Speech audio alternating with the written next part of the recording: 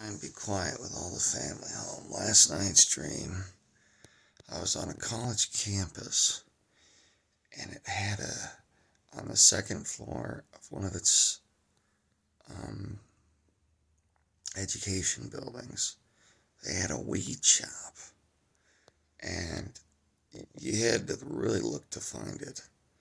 Like you had to, it was like a maze, and there was a line of students all the way down the hallway, and like raised on a dais was a credit card machine, and the students were running it.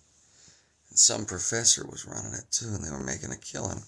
And that sounds extreme, but right now on college campuses, they have CRT, and that's where BLM's coming from, and they're doing all this mm, gender swapping shenanigans. Wouldn't surprise me if they started pulling that crap. And then I was on the road with Alex Stein, and it was -5 in San Francisco, and then I ran into him in a car, and he was talking about pimps and blimps, and we were running around trying to get some information on the bad guys, and I did some feat of strength with a cart with luggage to pick it up and put it on the top of a parking garage so I could load it in his car. And there were other people in the parking garage that were mad at us. And he was trying to get me to pay for gas, but I wasn't going to fall for that because he's a bit higher up the chain than me. And so we compared notes on the difficulties our family members have gone through regarding things like cancer. He was a good guy, but he likes to play around in my mind. So, and then we ran into a legal team that was trying to pull one over on Biden, but old Biden was happily licking his ice cream cone, and we knew it wasn't going to work because he's such a liar that the lie is in a place you wouldn't expect, and there's a lot of subtleties to it.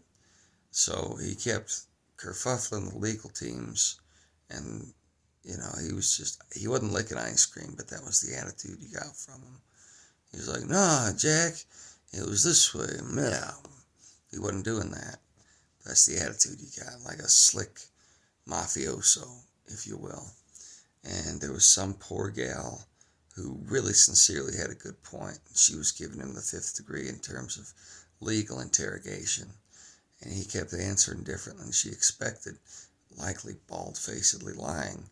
But she didn't expect that and didn't know what to do about it. So we felt bad for her because she had a good case, but, she's dealing with liars. There's nothing you could do about that.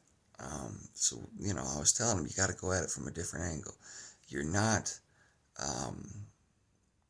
going to get there from here.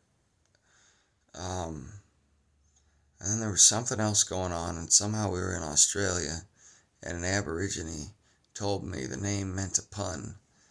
He said, Australia being Oz-mosis.